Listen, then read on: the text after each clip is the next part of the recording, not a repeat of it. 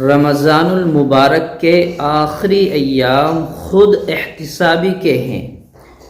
بڑے خوش نصیب ہیں وہ لوگ جنہوں نے رمضان المبارک کے ایام بڑی خوشنودی کے ساتھ، پابندی کے ساتھ، وقت کی اہمیت سمجھتے ہوئے گزارے ہیں۔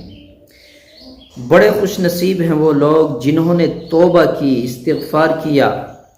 آئیے ہم سب مل کر عہد کرتے ہیں کہ آنے والے جو یہ آخری عشرے کے کچھ ایام باقی ہیں، اللہ سے دعا کریں گے کہ میرے مولا ان دنوں کو بھی ہمارے بڑے اہتمام کے ساتھ، اپنی رضا کے ساتھ، اپنی خوشنودی کے ساتھ گزارنے کی توفیق بخشے، اور پورے سال کا عہد کریں کہ ہم انشاءاللہ پورے سال اسی طرح نماز اہتمام کے ساتھ ادا کریں گے، قرآن کریم کی تلاوت کریں گے۔